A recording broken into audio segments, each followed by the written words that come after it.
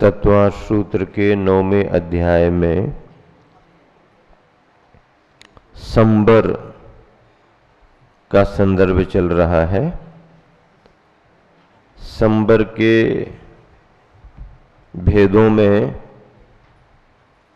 चारित्र के भेद चल रहे हैं। चारित्र के संदर्भ में कल आपने सामयिक चारित्र और छेदोपस्थापना चारित्र, इन दोनों के संदर्भ में अच्छे से जानकारी ली। आज आप सबको परिहार विशुद्धि चारित्र के संदर्भ में समझना है। पेज नंबर 179, अध्याय 9, सूत्र 18वां। परिहार विशुद्धि चारित्र। प्राणी वध से निर्वृत्ति को परिहार कहते हैं। क्या? प्राणी वध से निर्वृत्ति को परिहार कहते हैं। परिहार का अर्थ जो है उससे बचना। प्राणी वध आने जाने में जीवों को बाधा होती, हिंसा होती है, तो इस प्राणी वध से निर्वृत्ति यानी उससे वो बच गया, इसका नाम क्या है? परिहार। इससे युक्त शुद्धि जिस चारित्र में होती है उसे परिहार विशुद्धि चारित्र कहते हैं। उसे क्या कहते हैं? परिहार विशुद्धि चारित्र कहते हैं। परिहार विशुद्धि चारित्र यानी संयम ऐसे संयमी के होता है। ध्यान से सुनो, ये चारित्र किसको होता है? हाँ, उसकी शर्तें हैं। हर किसी को नहीं हो सकता, लेकिन उसकी शर्तें हैं। परिहार विशुद्धि संयम चारित्र जो है, जिस मुनि को होगा उसके आवागमन से किसी भी जीव को बाधा नहीं होगी, स्थूल को भी नहीं, सूक्ष्म को भी नहीं। हाँ, वो कहीं भी आए जाए, चौमासे करने का उसका कोई नियम नहीं। महाराज जी चौमासा कर रहे हैं, जीवोत्पत्तियां बहुत होती इस मौसम में, इसलिए महाराज जी अब 2 महीना, 4 महीना, 3.5 महीना एक ही जगह रुकेंगे, ये हमारे तुम्हारे को है। तीर्थंकरों को भी योग धारण करना पड़ता है, तीर्थंकर भी योग धारण करेंगे, लेकिन इस चारित्र वाले मुनियों के लिए कहीं भी रुकने का नियम नहीं। और नियम ये भी है कि आज जहां पर आहार किया है वहां रुक नहीं सकते आप, आपको निकलना ही पड़ेगा, वहां से विहार करना पड़ेगा। हाँ, अगली जगह दूसरा आहार होगा, भले घूम के बाद में आ जाना, लेकिन जहां आहार हुआ है वहां रात्रि विश्राम नहीं होगा। जीवों की योनि और जन्म कितने प्रकार के होते हैं, योनि यानी उत्पत्ति स्थान और जन्म कितने प्रकार इत्यादि बातों को भले प्रकार जानता है।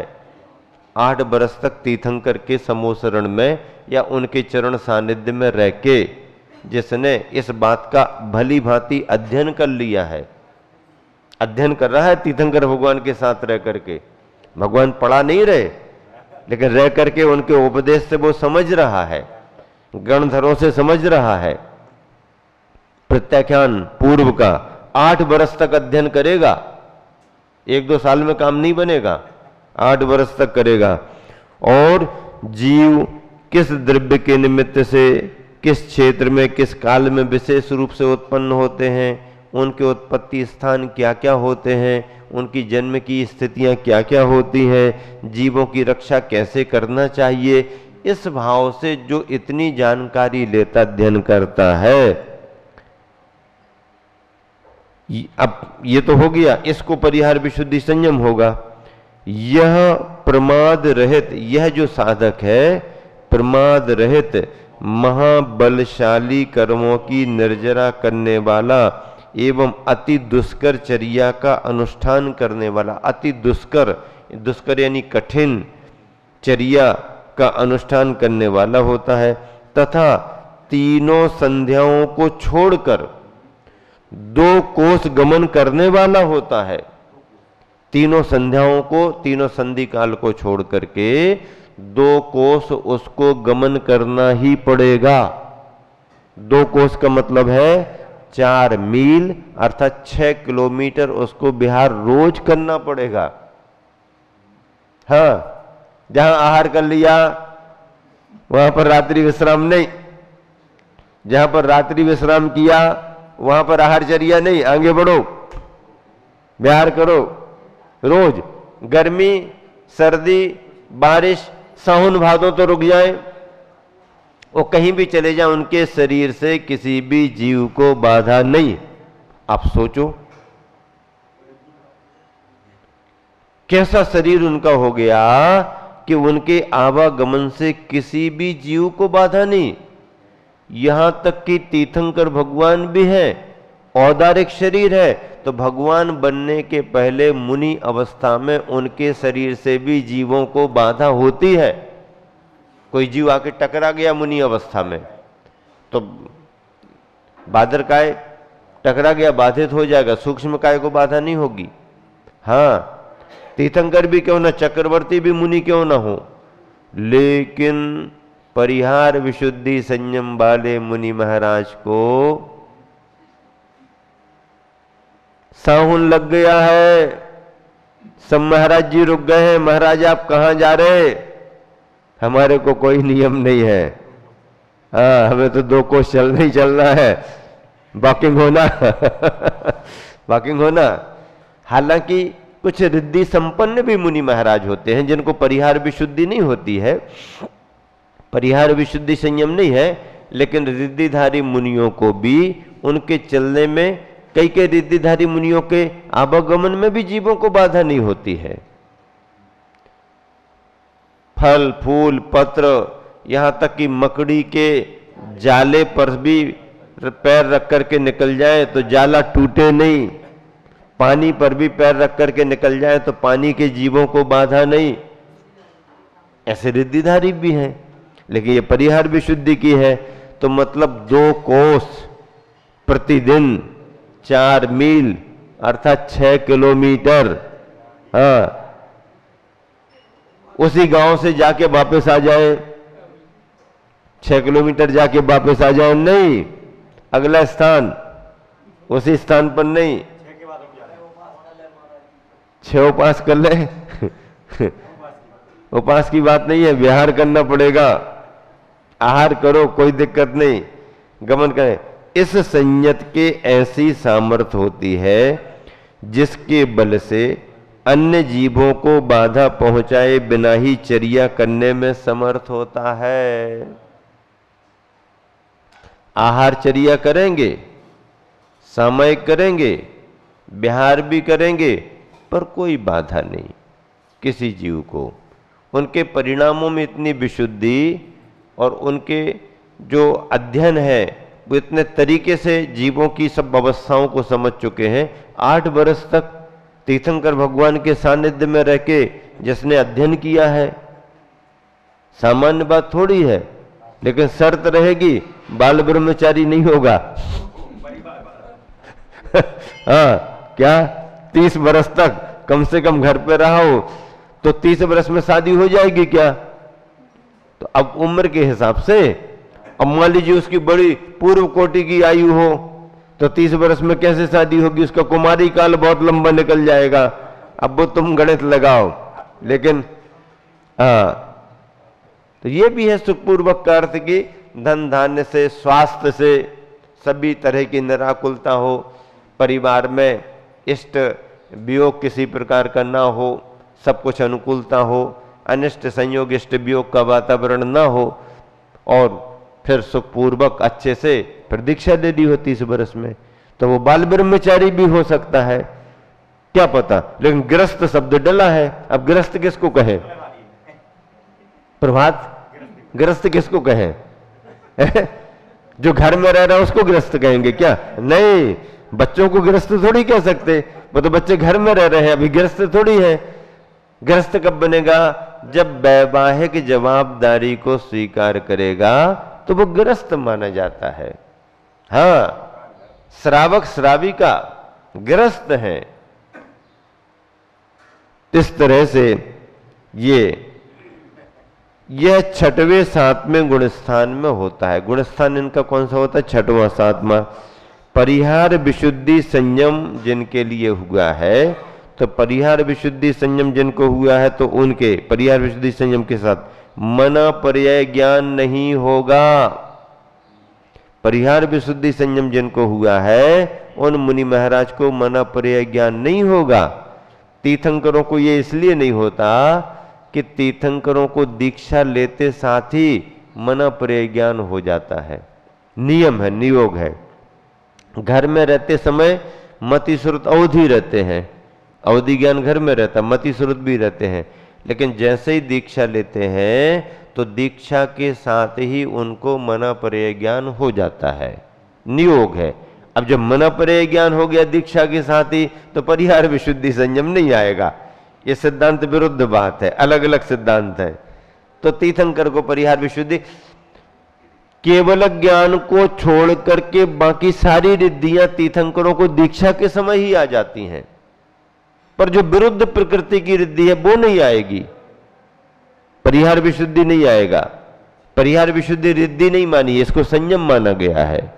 सामायिक छेदोपस्थापना तीर्थंकरों को आएगा, परिहार विशुद्धि नहीं आएगा। सूक्ष्म संप्रदाय यथाख्यात आगे बढ़ेगा। हाँ, तो अभी छठा सातवां, पंचम काल में भी छठा सातवां गुण स्थान है। चतुर्थ काल में भी मुनियों को छठा सातवां गुण स्थान होता था। जब ध्यान की भूमिका में केवल ज्ञान पाने की श्रेणी में जाते हैं तो फिर 8वां 9वां 10वां 11वां तो नीचे आएंगे, फिर 10वें से 12वां, फिर 13वां केवल ज्ञान होने पर 13वां गुण स्थान, फिर योग निरोध में 14वां मोक्ष। ये वहां पंचम काल में छठा सातवां गुण। जो चतुर्थ काल में मुनियों की चर्या और गुण स्थानों की व्यवस्था थी, पंचम काल में वही व्यवस्था है। बस फर्क क्या आ गया? फर्क ये आ गया कि वज्र वृषभ नाराज संघनन न होने के कारण केवल ज्ञान प्राप्त नहीं होगा, और केवल ज्ञान नहीं होगा तो मोक्ष नहीं होगा। पंचम काल में केवल इतना ही फर्क है और कोई फर्क नहीं है। हाँ, और कोई जो चतुर्थ काल में मुनि का स्वरूप था, जो मुनि की चर्या थी, मुनि चर्या में जो उनके छठवें सातवें गुण स्थान थे, वो आज हैं। बस फर्क कितना है? केवल ज्ञान नहीं, मोक्ष नहीं। तो क्यों नहीं? पंचम काल है। पंचम काल से क्या बाधा? पंचम काल में किसी भी पंचम काल में जन्मे जीव को किसी को भी वज्र वृषभ नाराज संघनन नहीं होता। ये आगम का वाक्य है। पंचम काल में भी तो कोई कोई मुनि केवल ज्ञान पाके मोक्ष गए हैं, तो वो जिनका जन्म चतुर्थ काल में हुआ है और उनकी आयु उतनी लंबी है, और आयु पूरी नहीं हुई और चतुर्थ काल खत्म हो गया, अब पंचम काल लग गया है, तो उनके लिए कोई बाधा नहीं होगी।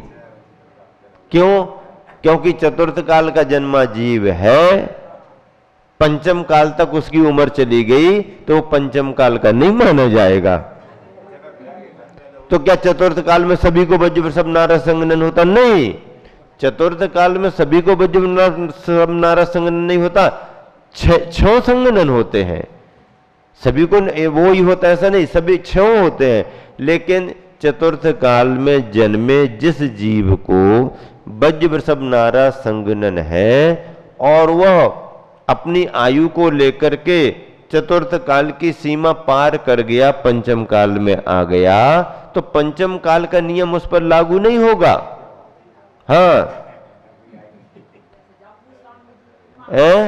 जम्बू स्वामी है, सुधर्मा स्वामी है, श्रीधर स्वामी है, चतुर्थ काल का जन्म था, पंचम काल में उनको केवल ज्ञान हुआ, मुनि बने। हाँ, जो मुनि बनेगा उसको ही होगा।